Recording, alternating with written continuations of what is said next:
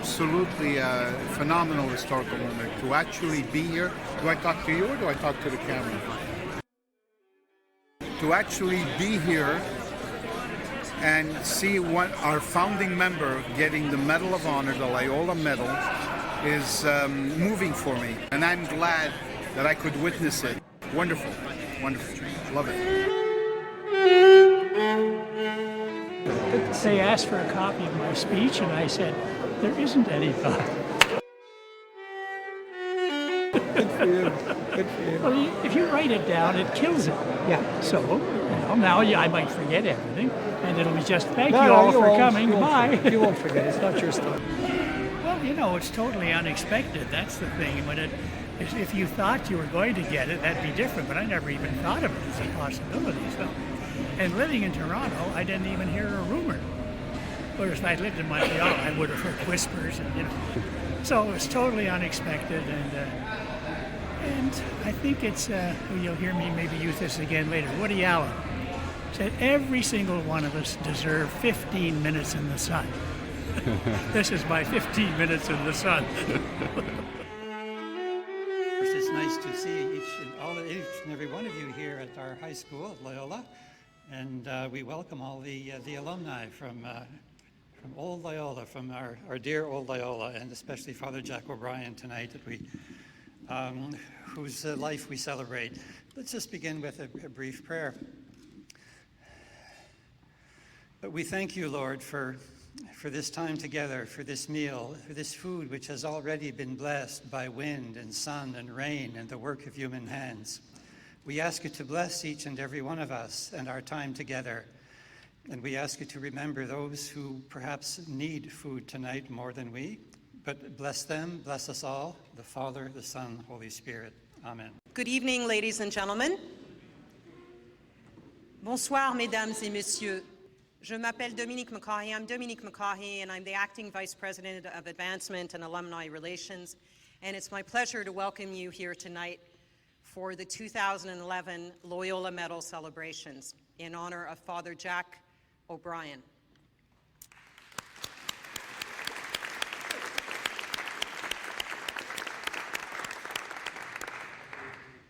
The Loyola Medal ceremonies are absolutely a true honor for the Concordia community and for our alumni and our many friends, many of whom are here tonight.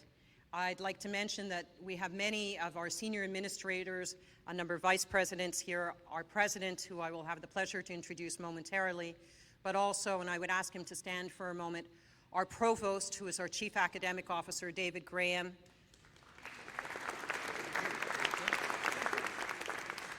As many of you will know, the provost is also has offices on both campuses, as does the president, and many people associate the provost's office indeed with the Loyola campus, and David has always been a great supporter of Loyola College alumni and various Loyola initiatives.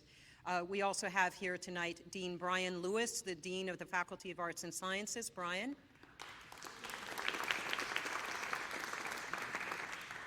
My colleague, Catherine Wild, who is the Dean of Fine Arts.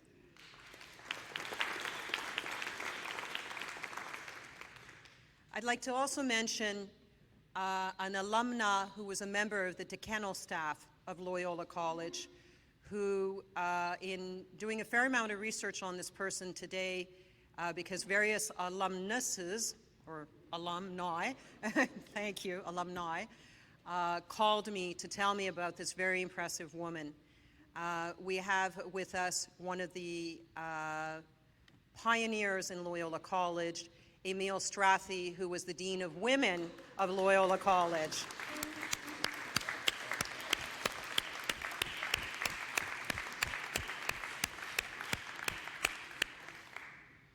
Thank you for making this trip to come and see us and to join us tonight. It's also my distinct honor to welcome back to his home away from home and our nominee tonight, our award winner tonight, our Concordia Distinguished Professor Emeritus, John E. O'Brien, S.J. And a special round of applause for him.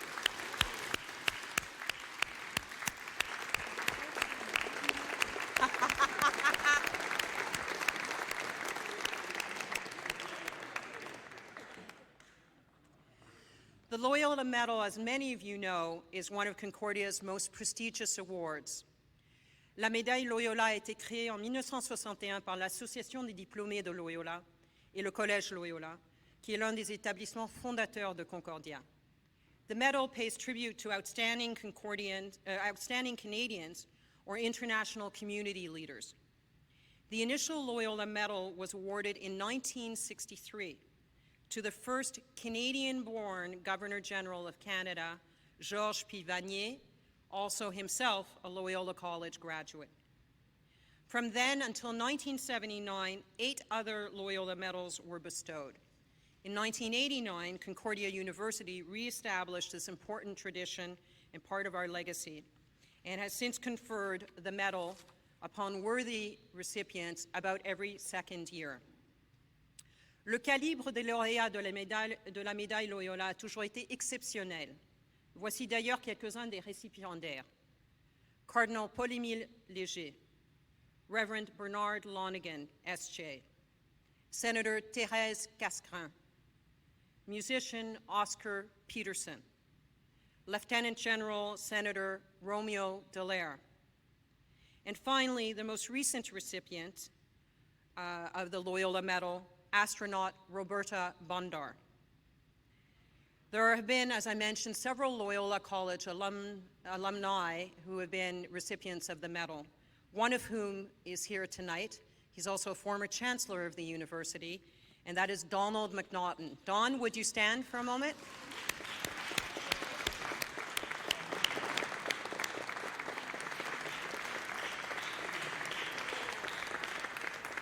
It is my true pleasure to introduce you to somebody else who really is a true leader, not just of this institution, but in many other forums.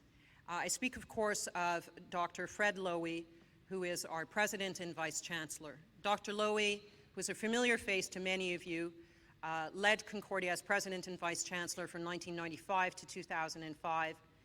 And instead of doing what many other people deservedly do after that period by retiring and maybe withdrawing, Dr. Lowy engaged even more in civil society with many worthy national and provincial institutions in the domain of healthcare, philanthropy, medicine, his original field. Dr. Lowy has come back to Concordia, came back to us in February, and has really since then been leading us from strength to strength. Please help me give a very warm welcome to Dr. Fred Lowy.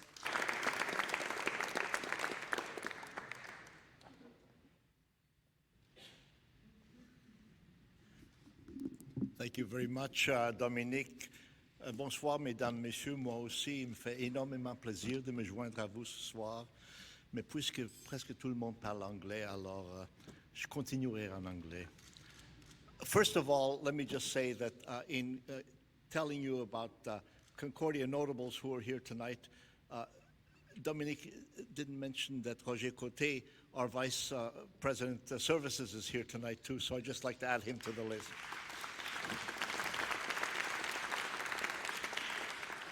But this is a very special night. Look, all of us, particularly those of us who are working at universities, are involved with many events, and many of them are, shall we say, humdrum. Maybe some of them are even pure drudgery.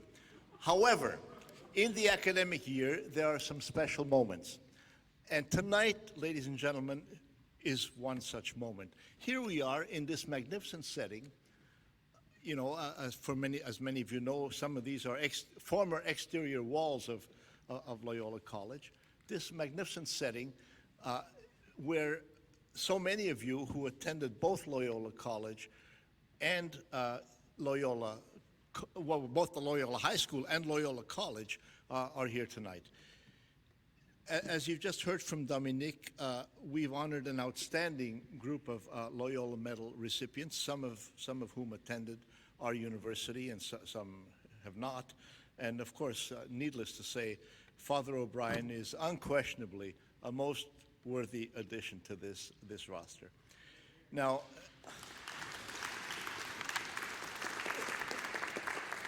I'm going to tell you more about that, and after I tell you more, you'll really have a reason for clapping. Look, he's a professor, a former professor. He's an author. He's an orator.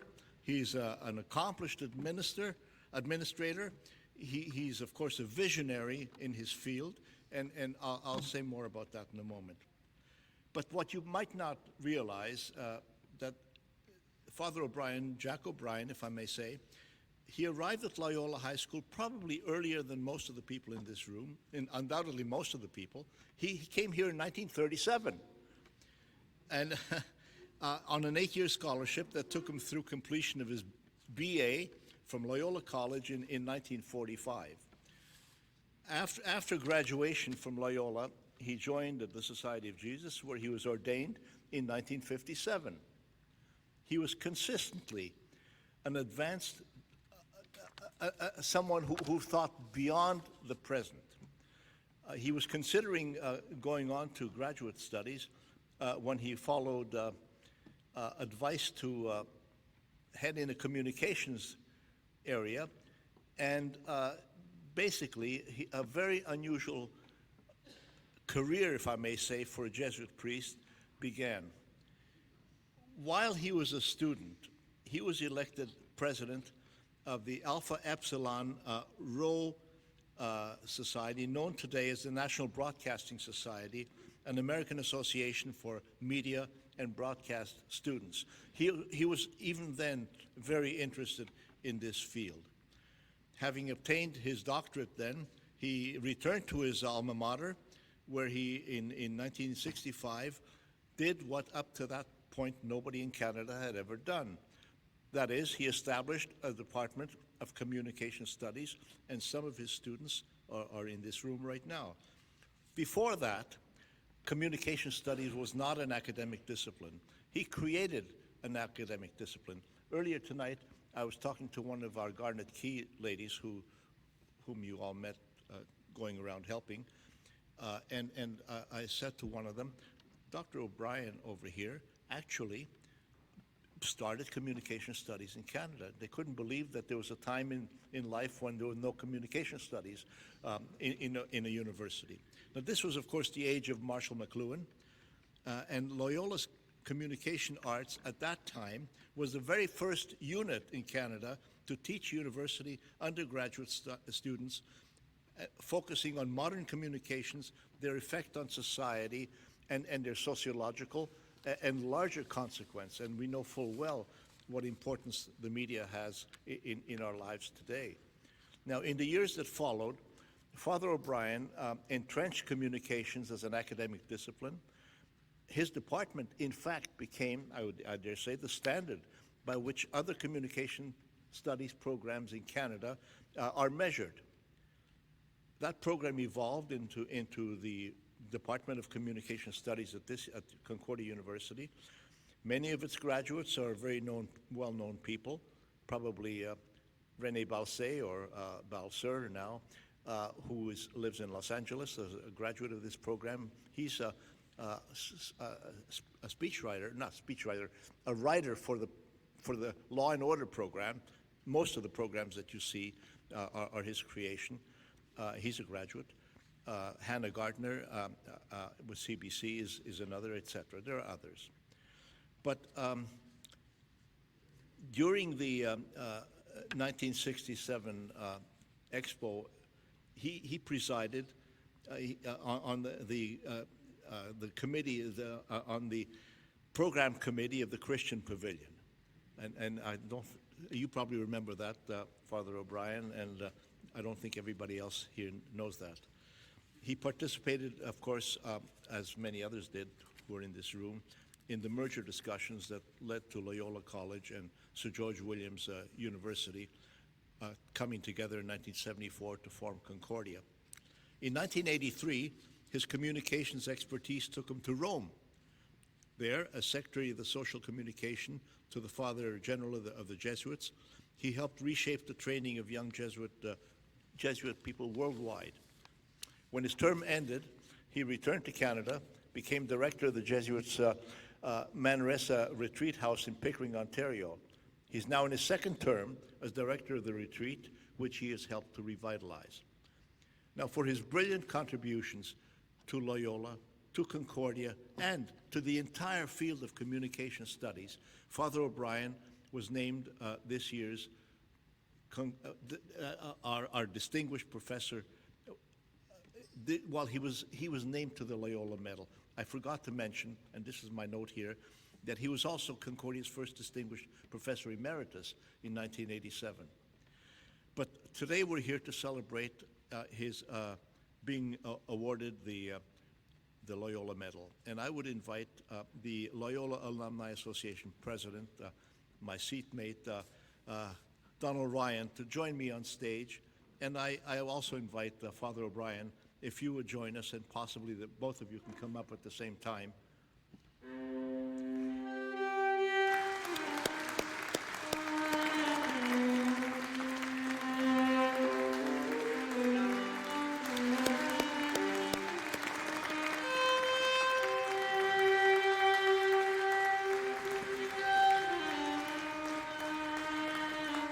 It is now our honor to bestow this medal, and there's the medal.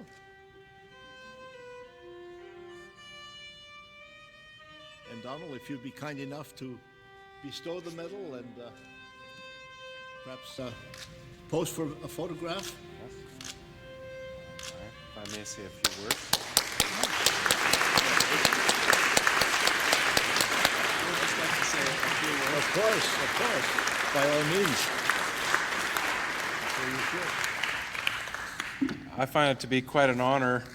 Being a boy from the 60s, I spent 7 wonderful years at the Loyola campus and saw a lot of significant developments. We built the Drummond Science Center, we built the Vanier Library, we built Hingston Hall where I lived, and we built the Athletic Center here. That's just the buildings, and a lot of universities were doing many of these things. We also saw the blooming of the co-ed program, which started in 1959, and I think the communications department of Loyola had a big word in its development. What else happened? My goodness, night school, that expanded. But many universities were going through that same explosive phase. However, one thing happened that set us apart.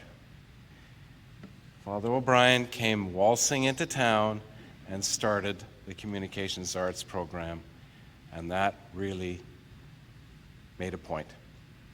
And I would like to congratulate him for his courage, and also the Jesuits for supporting him at the time.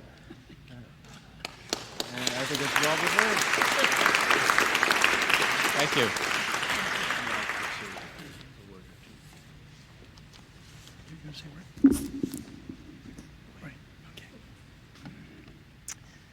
Well, thank you very much. My first response would be to thank both the Loyola Alumni Association and Concordia University for awarding me this honor tonight. Dr. Lowy, I thank you, and I thank the whole university community. And I accept it in all modesty, because it really goes to all the people who years ago were with me in founding the department and who loved what we were doing. And that makes all the difference. So this award really includes them, although it goes to one person. I thought about how would I approach this evening. Well, I think maybe a commercial. You know, once they hook you on television, the program, then they give you the commercial. Well, the commercial tonight is for people who haven't gone to their website to take a look at Concordia University. You're in for a surprise. If you take a look at it, 45,000 students. Now, I don't know how good they all are, but 45,000 students. And you have to think they're from many places around the world, not just Montreal or not just Canada. How many professors? 24 full-time professors, 10 part-time professors.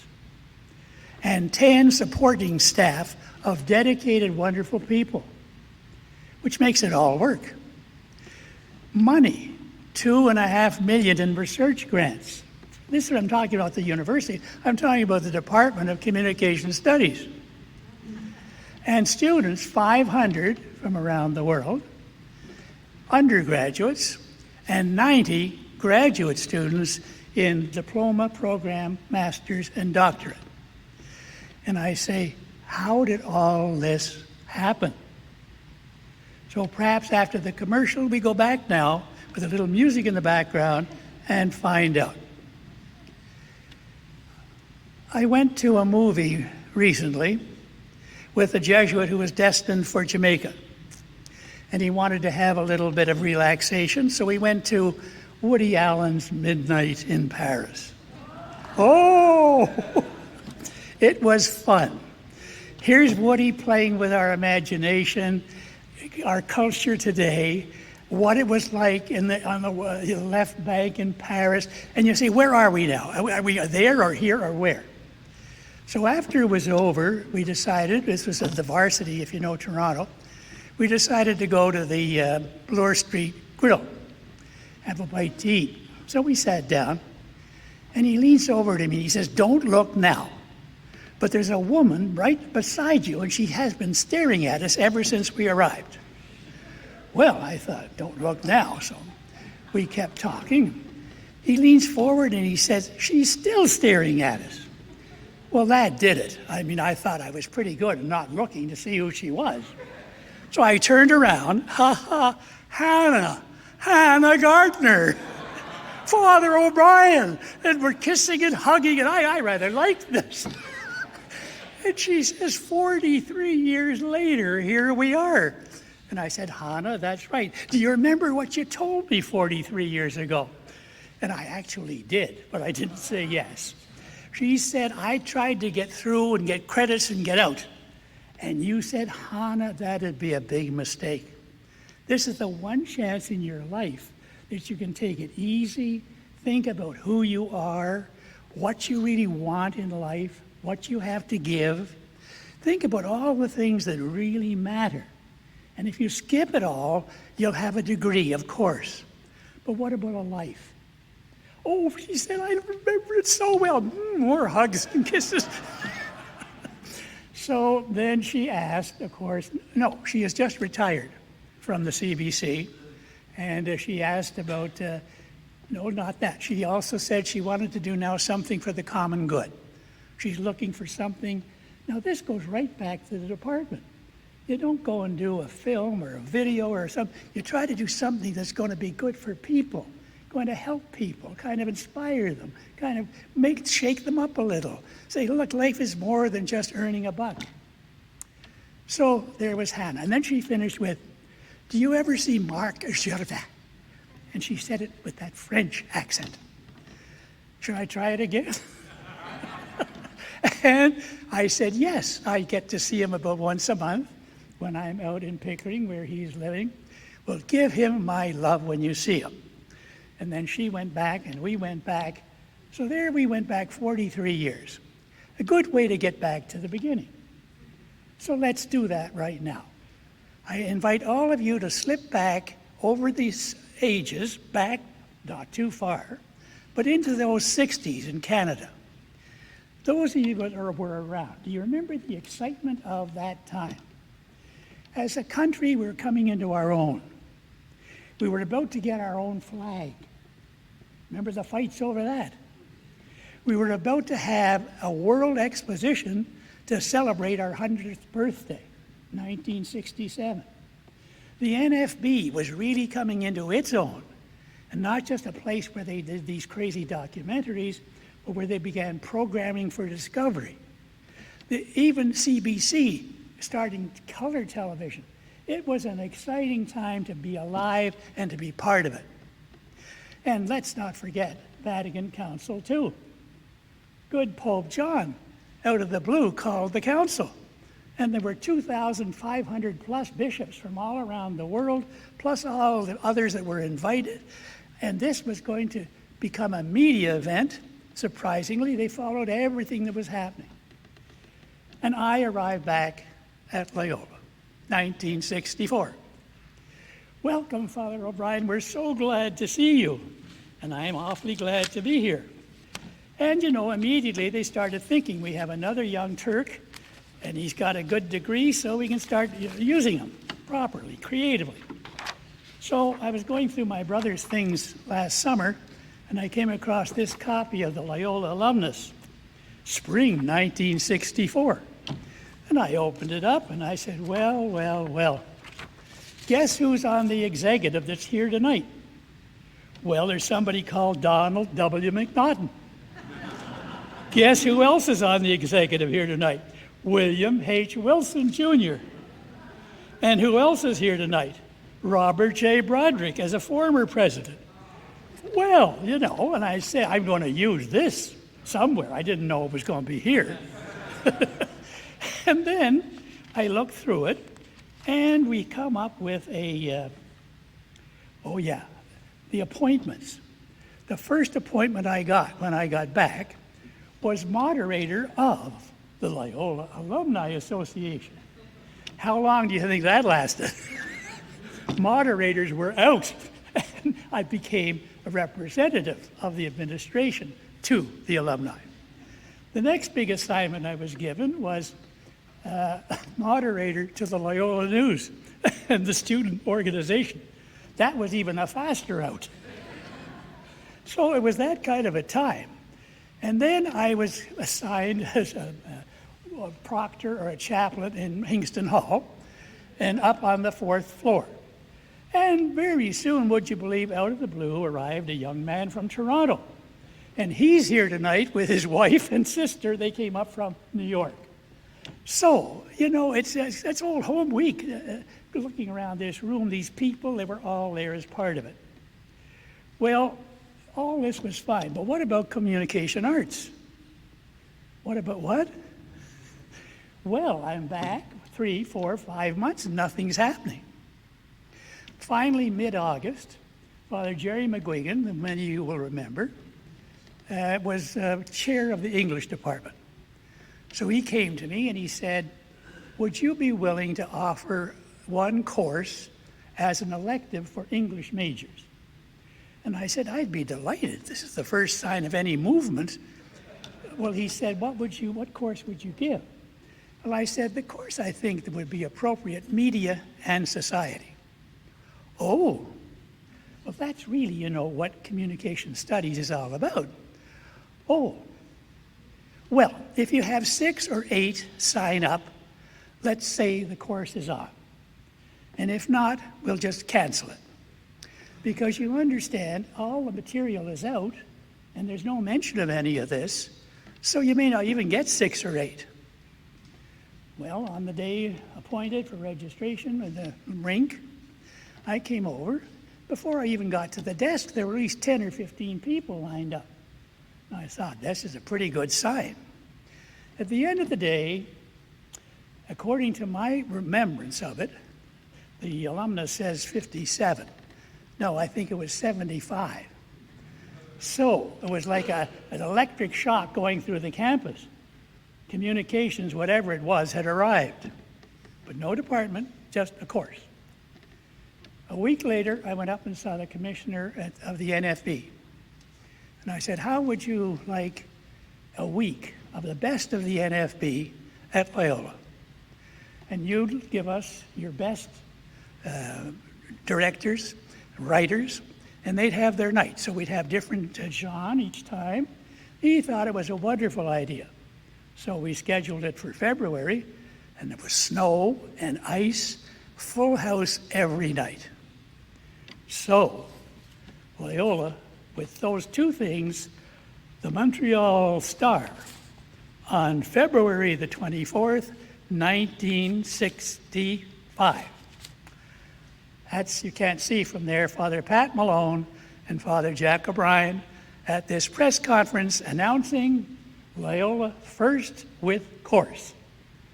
So that became the moment where the department actually came into existence. It still needed to go through the Senate and all that, but having got this far, we were in business. So I breathed a sigh of relief and then started working on the curriculum and looking for faculty.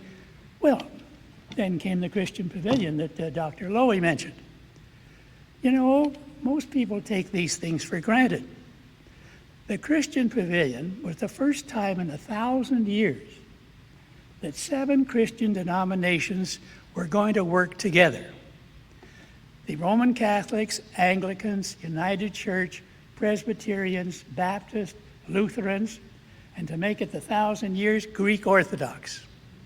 And instead of each having their own pavilion, they would have one pavilion. And it would not be out in the outskirts somewhere as a prayer center.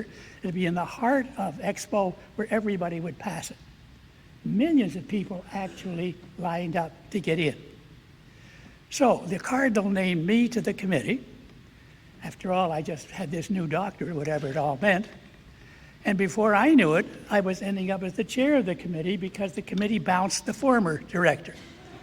So to be in maybe the right place at the right moment, I don't know. So we began, and then it was fast. And because of that, Time magazine gave us a full page. So there's a picture of the Cardinal, of myself, and Martucci, he hadn't yet been out, and the maquette, and the story of the pavilion. That brought a whole lot of applications for people wanting to come to the program at Loyola. And then out of that came some master's students and doctoral candidates applying to come in and start all over in Concordia. And I said, this is crazy. We can't really bring them in and start them all over again. So I came up with the idea of a post-BA diploma because we couldn't at that time give a graduate degree. 5 theory courses and 2 workshops in the space of a summer and a year. Well, a number of those people are here tonight. So the whole thing just kept going and growing. And once it starts, then the pools get wider and wider. International meetings. Even the Gregorian University wanted to start a chair, found a chair in communications. Invited me to come. I went, spent a week there, and answered no. You know, you're not ready for a chair. It's going to waste my time to come over here and be sitting around when no one's interested and don't want to be interested. So now we're into 1982. The Commission on Higher Education of the Superior Council of Education in Quebec named me to its membership. And that for me was unheard of because I don't remember this happening with too many Anglophones or any other Jesuits. Perhaps it did, but I wasn't aware of it.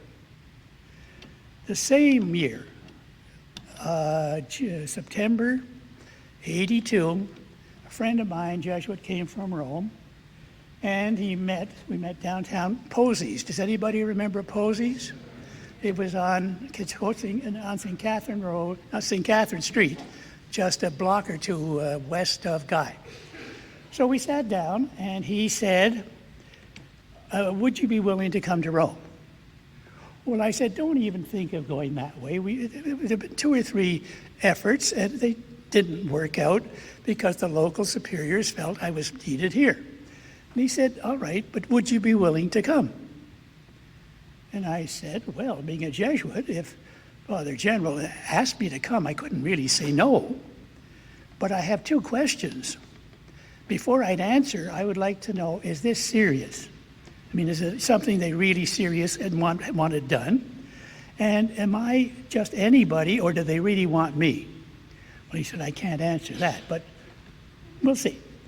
So life goes on, and in the 3rd week of November, I kind of remembered as a cable. It could have been a phone call. Do you remember your 2 questions? And I said, yes. Well, he said the answer to both is yes, yes, and come as soon as possible. Well, I took a deep breath and thought, how did I ever get into this? Maybe the right time, the right place. And of course, I assumed that my local provincial knew all about it. I couldn't imagine Rome not having contacted him before. Well, when he heard, he said, I had all kinds of things I wanted you to do. Well, I said, you should have told me. I thought you knew about this. So there you go.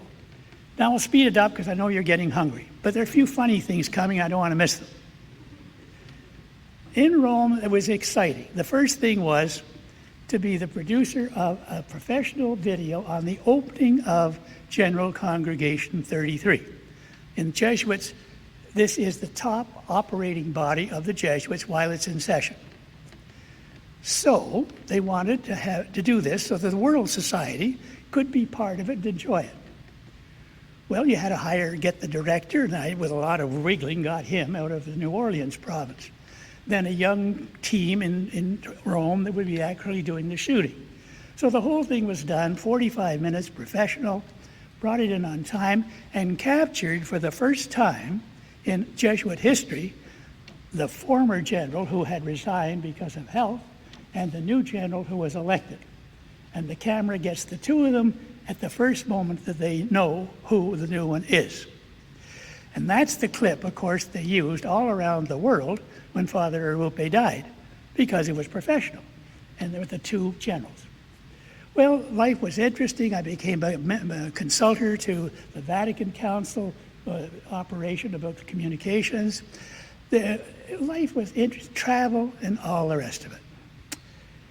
Well, then came Father General saying we should have a meeting of Jesuits in communication.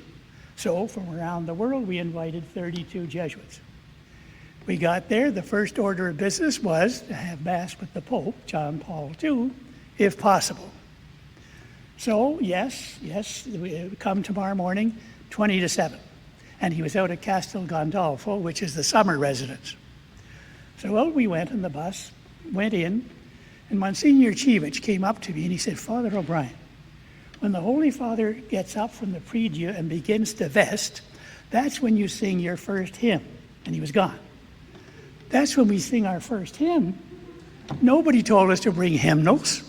We're an international group, German, Spanish, English, French, and Italian. And we're going to sing our first hymn.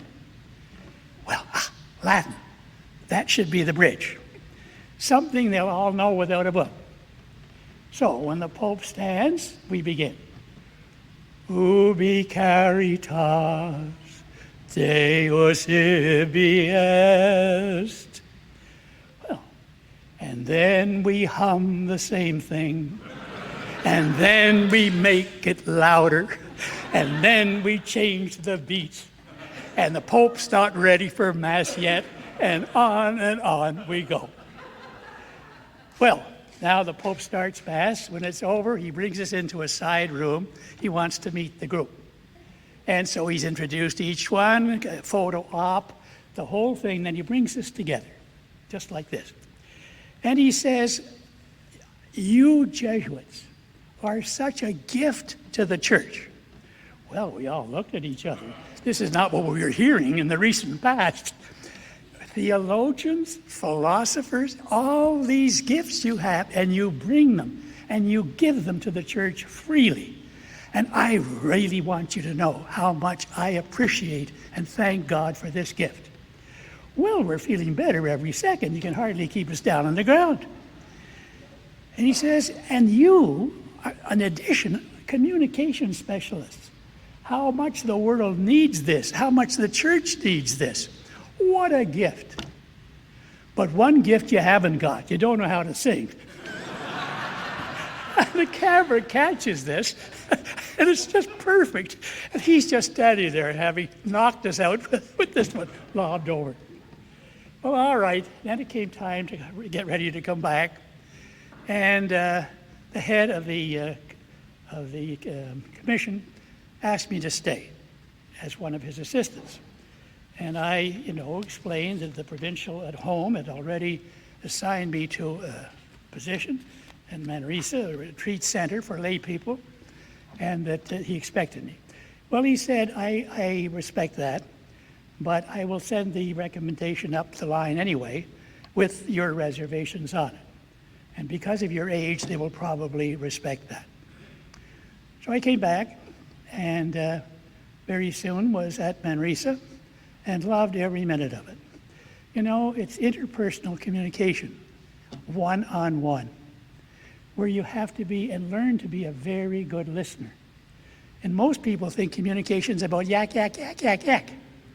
They're very surprised when they hear it's a lot about listening, and listening on the deepest levels. So there we were, wonderful, enjoying it. And there we met more people, and they're here tonight. He came to see me, this man, I won't name him, but he's here. And he said, you know, the place is falling apart, and the program's pretty shoddy. Can I help you build it up? And I said, well, I'm not the director. He said, I know, but the word is you're going to be. So he said, all right, will you call me? And I said, I certainly will. Because that's been the story, as you've been hearing, of my life. It's these people all the way through, wonderful people who heart and soul were behind, and I wasn't the one out in front. We were doing it, starting right here. Well, there's only one thing left. You might say, this is all very good and true, and we're getting hungry. But I have a question before you stop. How did you ever get into this in the first place? And that's a good question, but I left it for the end to keep you involved. How I got into it, I was in Wales for tertianship, which in the Jesuit order is the last year after you're ordained before you go out to active ministry. And a letter arrived from Toronto, from the provincial. My consultors and I would like to offer you the possibility of going on in graduate studies in communication arts. I hadn't the slightest clue what communication arts was. So this is not an order, it's an invitation. And if you wish to go ahead, please let me know, and we'll see what happens. Well, I went to the tertian instructor with the letter, a very wise man in his first year as instructor. And he said, well, leave it with me for a week or so, and then we'll talk about it. So in that week, I headed for the library, because I, by then, knew how Jesuits work. Is this something out of the blue, or is there something in our documents that's got something to do with this? So I found what I call the missing congregation, General Congregation 30, 1958. And just a little paragraph saying the Holy Father or the Church has asked us to take seriously this new field and to look for people of a proven virtue, I think they put it, and interest to go on for a graduate degree. So that's where it's all coming from. Light goes on. Then I went back from why that? Because of Miranda Procis, an encyclical letter of Pius XII of the previous year, in which he appealed to the bishops of the world to get serious about this new thing called radio, television, film, and the tremendous impact on culture that it would have.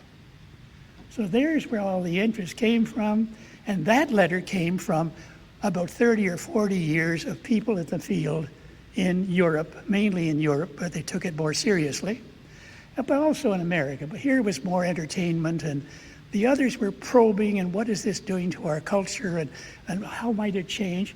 And of course, the most interesting thing for the Europeans was the terrible way the Nazis used it in the 1936 Olympics. Talk about moving in and really, indoctrinating people, terrible. So I went back with this now confidence. If the Jesuits were saying that we should be doing it, then maybe I could say, okay. So I asked the instructor, what did he think? This was his question. Do you think you need to be part of something that's tried and true, and and do a lot of good work in it? Or would you feel comfortable to be willing to leap out into the unknown and take your luck? Because no one knows what this might mean if you say yes.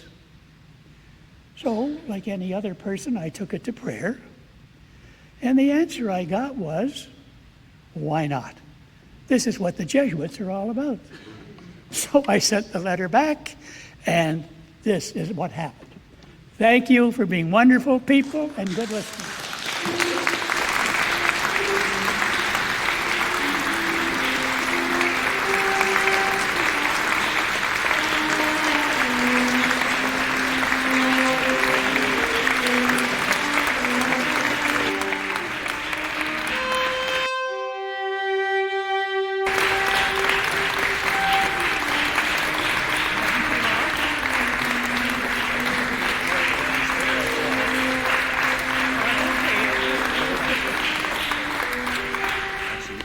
so much, Father O'Brien. It's now the second time that some of us have had the honor to hear you speak. It's always wonderful to hear from somebody who was a true pioneer, but not just a pioneer, a builder on so many levels. And for that, we are truly, truly grateful, and you make a very worthy Loyola Medal recipient. So thank you again. Ladies and gentlemen, we're about to serve dinner, and I'll be back to you in a few minutes after that. Thank you.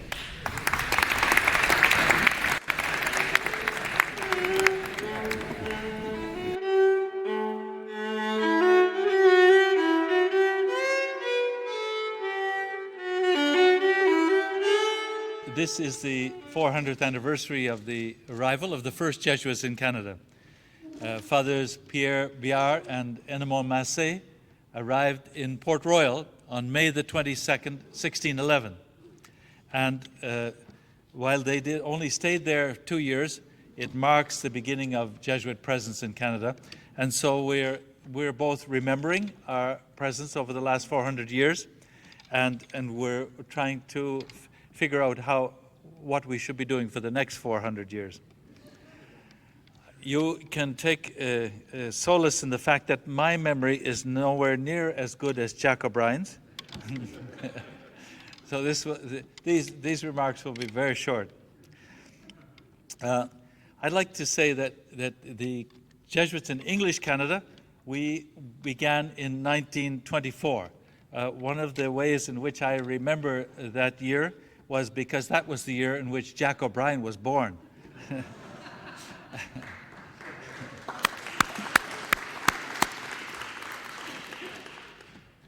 And so I think we have aged as well as he has. I'd like to say that the Jesuits are, I think, very much alive in English Canada, and I'm happy to say that some people don't seem to realize, even in Montreal, that now we have the first 2 years of Jesuit training for Jesuits both in English and French Canada is in Montreal. We have our novitiate house, our first training house, is within the, I guess, almost the shadow of St. Joseph's Oratory and Brebeuf College. And so we have our first 2 years of training there. We have our archives jointly constructed with the French Canadian province in the basement of their residence in Jerry and Saint Laurent. And so, and we have Loyola College High School here, Loyola High School, I should say. And so we have a very strong, active presence in Montreal, and which we're happy with. As I said, we have the novitiate, a joint novitiate, and a joint archives. So these are more or less the two bookends. And now we're working very closely together with the French Canadian Jesuits to see how it is that we can work on everything between those two bookends.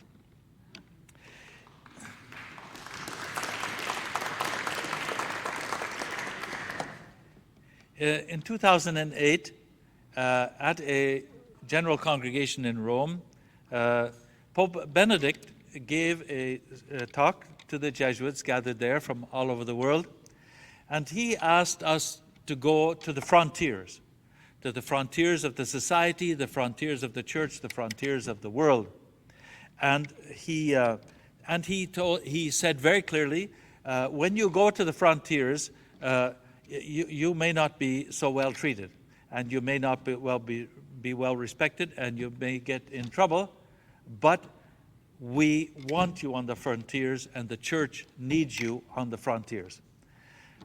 This evening, we celebrate a man who went to the frontiers many years ago, and we are grateful for Jack O'Brien, grateful for the inspiration that he had at that time to set up something, as he very well described in his talk, the whole history of how he went to the frontiers and developed on the frontiers what has now become a place at the center of society.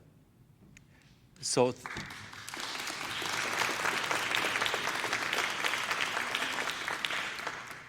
So I would like to thank Jack, a most remarkable octogenarian, plus, and also to thank Concordia, for this honor, for honor to Jack, and for the wonderful collaboration that we have had with Concordia. And finally, I'd like to thank all of the Loyola alumni who are present here this evening, and to tell you that you do us Jesuits very proud. Thank you.